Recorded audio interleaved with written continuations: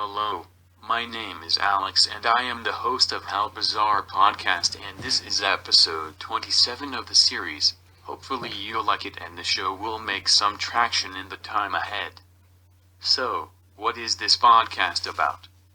It's about storytelling, and especially about stories that are obscure, unknown to the wider public, strange and sometimes inexplicable, content that somehow never got the attention it deserved. Stories that are forgotten in the mists of time regardless if they happened yesterday or some centuries ago. So if you are attracted to bizarre, shocking or just plainly weird stuff, I think you'll find this podcast very informative and perhaps even entertaining. This podcast is for mature audiences and listener discretion is advised. All that being said, now let us dive into the 27th episode of How Bizarre Podcast. This episode goes by the title The Man from Taured. The concept of national and ethnic affiliation is an extremely religious phenomenon that has recently been put to the test through the creation of the so-called micronations consisting of a small number of people. Sometimes a territory is not even needed on which the unfolding of the ethno-national idea will take place in the ultimate symptom known as the state. Secular religiosity is really a thing, in which old gods are exchanged for a new belief system that people would believe in. And there were also nations that materialized through the existence of just one single person, and even just in someone's head. One such case, and at the same time a great mystery, is the Man from Taured. June 1954, an unknown figure landed at the Haneda airport in Tokyo. At the customs control, the officer became suspicious of the name of the country on the passport that was Taured. The passenger, a white man in his early to mid-40s, did not give any indication that something was wrong, and he readily agreed to be questioned. The passport seemed legitimate to the extent that it also had stamps from various customs and border services from around the globe, which proved that he traveled with that passport without problems for some time. There were even stamps from the Japanese services that proved it was not the first time he entered Japan with that passport. He had a decent amount of money in various European currencies on him. What shocked the Japanese officials the most was that the passenger spoke fluent Japanese with ease. He was asked for additional documents, and the mysterious guy took out a driver's license and other documents officialized by the state of Taured. He even produced business correspondence with Japanese companies that cooperated with his company from Taured. Not knowing what to do, they brought him a map of the world to show where that country was, and the traveler pointed to the Pyrenees, somewhere on the border between France and Spain, near Andorra.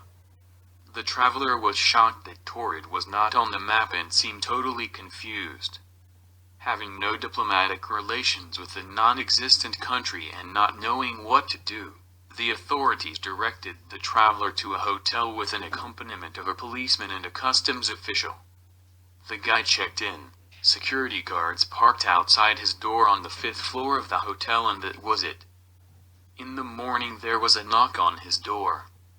Not getting an answer, they entered the room where there was no sign of anyone. The room looked as if no one had entered it, and there was no sign of the guest. From then until today, nothing has been heard about the Man from Taured or about his fate. He simply disappeared into thin air. Various theories began to appear, from the fact that it is a traveler from another dimension to the fact that he was a simple fraud, but none of them held water. Perhaps the man was taking advantage of the ignorance of the various border officials who were stamping his passport. But why would he do that? Why would you make a fake passport from a non-existent country when you could already make such a passport from an existing one and thus avoid risk? Because no matter how ignorant they were, some official would have realized that there is no such state, at least in Europe. His knowledge of Japanese was as bizarre as the disappearance. If he was from another dimension where there was a Taured state in the Pyrenees and where he was a frequent collaborator with Japanese businesses, It wouldn't be weird that he knew Japanese and traveled the world. Then again, this is so far-fetched that hurts. It is true that theoretically there is a possibility of the existence of other dimensions, but a jump from the quantum worlds to the macrocosm with states and passports is, at the limit of the probable, if not something more. And maybe he just wanted to make his own state, to realize the centuries-old aspirations of the Taured people for freedom, independence and statehood. Which bring us to the quagmire of statehood. What represents it? What defines it and how?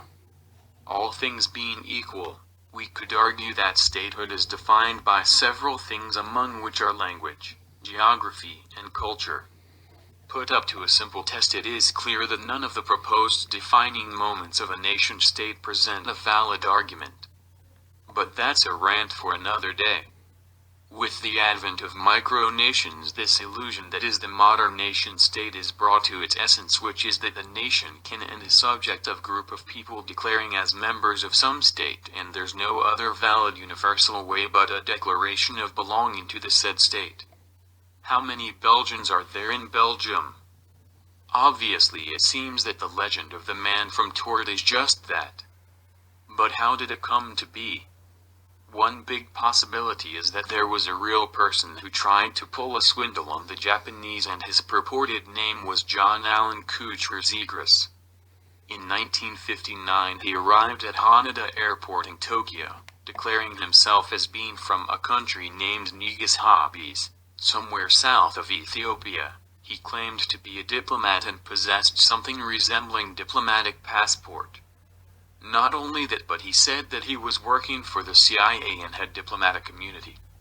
Although there were several stamps confirming that this wasn't his first trip to Japan, after careful testing it was determined that the passport was fake and that Negus hobbies never existed. Zegras claimed that he was of American origin, that he was 36 years old and had business contacts in Tokyo. With no information to work with, the man was tried and convicted for forging official documents and sentenced to 1 year in a mental asylum. His wife, which apparently was Korean, was indeed deported to South Korea. After release from the loony bin, Zegras was deported to Hong Kong for some reason, and from then on, he disappears from history. Several years later, Japanese journal told the story in somewhat changed form, and later American magazines did the same. Final version of this story was created in early 2000s via internet. It would have been so much more bizarre if there were interdimensional travelers that appear and disappear between realms. As we stand, we have a swindler who inspired a great urban myth. I hope you all liked episode 27 of this podcast. Thank you so kindly for listening, and I will be back next time for episode 28 of the How Bizarre podcast. If you enjoyed this episode, please consider liking, sharing, and above all, subscribe to this channel, dear listener.